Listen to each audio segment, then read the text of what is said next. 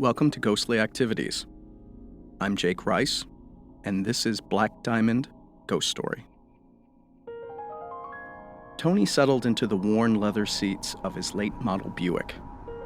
It was going to be a half-hour drive from Renton to Black Diamond, and there could be rain. After all, it's early fall in Washington state. Rain happens, and it screws up digital photography. Getting water droplets in your ghost photos is a cardinal sin for paranormal investigators. Each drop could be misconstrued as a spirit, especially when you do it at one of the most haunted places in Washington.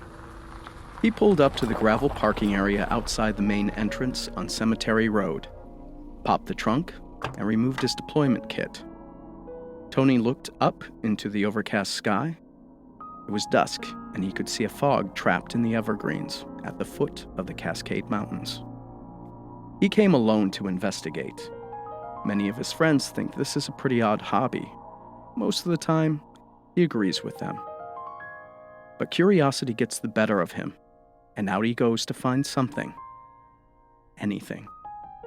For this investigation, he wants to focus on EVP, or electronic voice phenomena, to capture evidence. He also has his favorite ghost hunting device, a K2 EMF meter.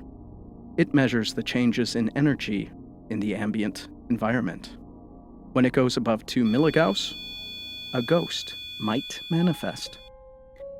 Black Diamond Cemetery isn't much to look at.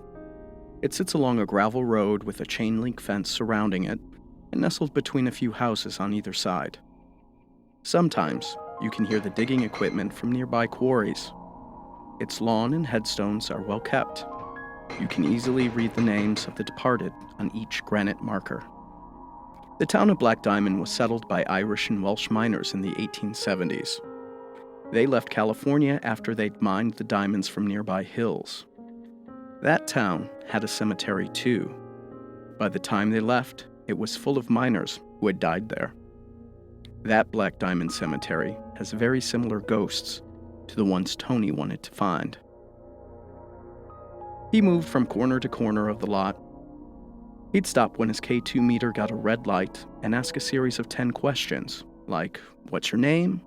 or "How old are you?" It seemed like speed dating with the dead. An hour into the ghost hunt, Tony picked up something on his meter. It was a stronger than your usual burst of ghost activity. The EMF detecting light popped up to 4 milligauss, a strong signal. He dropped his bag in the middle of the cemetery, not far from the Lorena Jones tombstone, and looked for a camera. But he stopped. You could hear whistling across an otherwise silent night.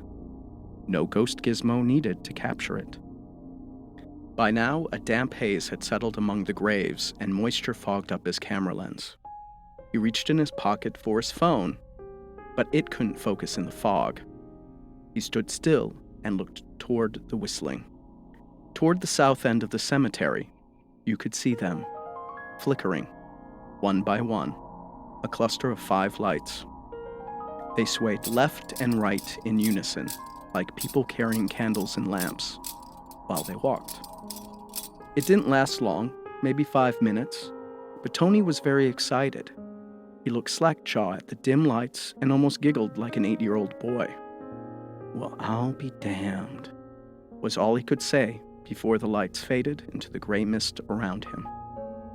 He packed up his gear and headed back to the old Buick by the gates. He popped the trunk, carefully placed his deployment kit inside, and opened the driver's side door.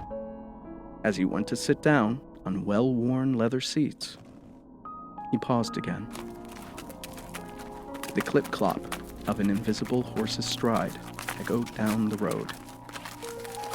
Black Diamond Cemetery is one of the most haunted places in Washington state. It's a 60-minute drive to the southeast of Seattle, not far from Covington. You can find the cemetery at the corner of Morgan Street and Cemetery Road. Thank you for listening to Ghostly Activities. For more ghost hunting tips and ghost stories, visit ghostlyactivities.com.